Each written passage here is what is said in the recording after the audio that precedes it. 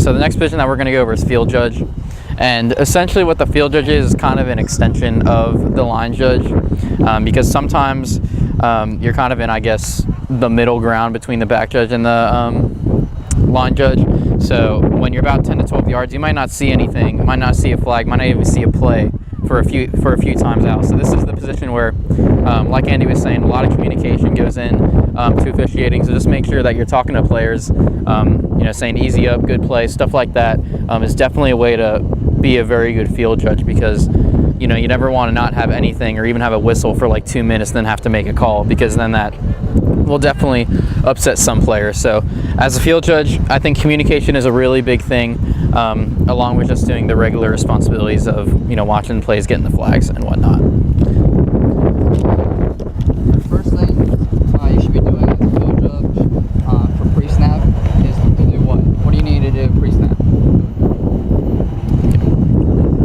Yeah, we had one over here, position, counting the defense, because you're going to be with the back judge. You and the back judge are going like this, just like the line judge and the referee are counting the offense. So make sure you're counting the flags, and make sure you're having 7 or 8 with coat rec. And you definitely want to size up the matchups. If they're going 4 on 4th down and they have like 20-yard line to gain, they're on their own goal line, they're going to send it. So you got to be ready to. The first step's got to be forward to keep up with the players. The shorter distance to gain, then you're not going to go as forward. So you just got to know the situation. You got to know the players, like which ones are going to be going on post routes and which ones are going to be doing slants. Yeah. Where should the field judge be on 3rd and 4th down? Yeah, they're on the line to gain. So if you have, say like right here, if it's a 3rd down from right here, instead of being 10 to 12 yards, you're just going to be on this line. The line judge will probably stop at this line, just to be on the line as well. And then, like I said, it's an extension pretty much of the line judge. So you're just helping out.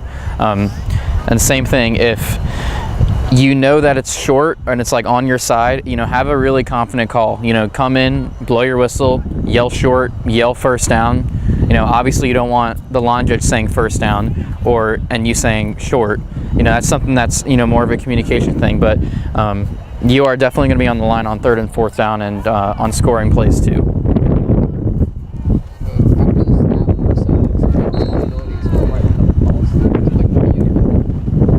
Ball snap, what are you doing? Yeah. So yeah, watching your matchups, watching for any illegal contacts. You're not going to be watching up front. That's the line judge and the referee, but you can still have illegal contact out here too.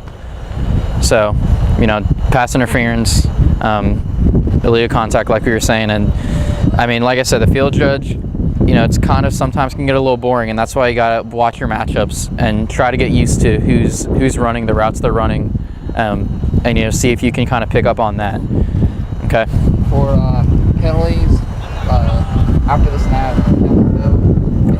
illegal contact, pass interference, what kind of how are you gonna throw the flag with the play? Are you gonna throw it up in the air and blow it dead right then, or are you gonna throw it at the feet and keep going? Yep, you're gonna try to throw the flag as close to the spot as you can, and you're gonna keep going. Once the ball is snapped, all penalties are going to be after the play is over, so you're not going to blow it dead. Yeah. I mean, you can have, the only times a field judge is really going to have one of those blow and throw penalties where they blow their whistle, kill the play, is, I guess, the leaving on the side of the field. The field judge doesn't do encroachment, is not looking at the line for false starts. That's the only one I can really think of off the top of my head, but... Illegal substitution. Yeah, illegal substitution. But other than that, you're going to see the majority of field judge, flag guarding, illegal contact, pass interference. You sometimes see unsportsmanlike conducts like after a play's over. That's, you can help out on the sidelines too. So at field judge, for the most part, you're going to be doing the throw and go instead of, killing the play. And that's tough. I remember my literal first flag was a flag guard and I blew it dead. So, I mean, it's inevitably going to happen. Just the more you kind of get used to throwing flags, the more you blow your whistle, you kind of get used to it. So, don't try to be timid on the first night and say, I'm not going to blow a whistle because I don't want to mess up. We want you to start out from somewhere and then improve rather than just kind of stay at the same level. Another important thing to do is before the plays even started, before the snap, is you want to make sure you have, first, second down, third down, or fourth down. You want to make sure that you have the same signal with all the other officials. Make sure you're on the same page, and that way that prevents player confusion. And for co-ed, you want to make sure open play, closed play, make sure that everybody's on the same page. It will happen where 3 officials have one thing and another official the other, and you just need to figure out which way is the correct way. Yeah, and I mean, like I said, for field judge, when sometimes they don't do it, try to be really on top of the first downs, the open and close, because the referee and line judge are watching a lot of stuff up front, and even the back judge, when they have to run all the way downfield, they're sometimes doing a lot. So try to be on top of the downs, the line to gains, just so there's not any confusion if it ever gets to that point where we have one person who might not know the correct thing that we're talking about. Is there any questions thus far about field judge? No? Okay. So after the play is over, so once runs dead, out of bounds, any flag, fumble, what is your responsibility as the coach? You got to go and get the spot. The spot.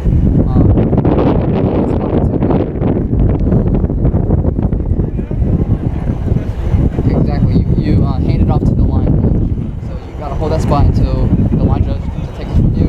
If the line judge has a penalty, you hold that spot until the official gets the flag set. Yeah. So I mean, on most plays, the line judge, unless it's like a big play, the line judge will be able to get there in a pretty decent time to be able to get the spot themselves. But I know Laura had touched on before, if there's a penalty, especially if the line judge has a penalty, you need to get that spot, because we can't just not have the spot at word ended, because the teams could choose something different, and we might need that spot. So just know that you're pretty much the second in command in terms of getting the spots, and just knowing where the lines to gain are, throughout the game. We'll go over real quick just on the goal line. So if you're within 10 yards and you're the field judge in the goal line, so if we're at like the 6, just start on the goal line. Like Andy said, you're not going to ever go like to the back corner of the end zone for any reason. So when we're doing our goal line officiating, you're going to have the field judge is going to be on the side, the line judge will be at this line of scrimmage, and the back judge will be on the back line. Okay, so you don't need to worry about the back line, but you will need to worry about the sideline. Okay, so this is incredibly important that the field judge and the back judge are communicating at the goal line about who has the hands, so if they catch the ball, and who's going to have the feet. Because it's not really possible for one person to see if one, they're inbounds, and one, they kept control of the ball. So it's as simple as just looking at your back judge saying, I got hands, and they got feet. Okay? And that's really important to get in the habit of, because the last thing you want is have a close play, and then you both say, yeah, the hands were good, but nobody really knows if the feet were good or not. To bring it all together, I think the biggest part of field judge is just communication with not only your officials, because that's in every position, every official should be doing that, but definitely with the players is huge with the field judge, because sometimes you don't really get to make that big call that the referee or the line judge might need to make, or even some plays that the back judge have to make. Is there anything else that we got? Yeah, as far as the scoring plays, if it's in the back corner, obviously the sideline on the thing you're worried about, and the back judge has the end line. So if it's a close play, you're not going to go put your hands up for a touchdown right away. Mm-hmm. You're going to want to look to your back judge, and all it takes is a knock. Mm-hmm. Make sure you guys are both in agreement that it's a touchdown. If Casey doesn't have a touchdown, he's back judge, then it's not a touchdown. It's not like you're going to outrule the other. It's either both of you think it's a touchdown or it's not a touchdown. Yeah, because hands could be good, but if the feet are out of bounds, it's incomplete. So those nonverbal cues are huge in all the positions. That's really when you kind of see the good officials really become really good officials, when they start to pick up on those nonverbal things with their own crew. So just be aware of those. But other than that, I think that's pretty much all a field judge. So any questions on that, or any of the positions that we've gone over, or anything in general that we've done tonight, yesterday?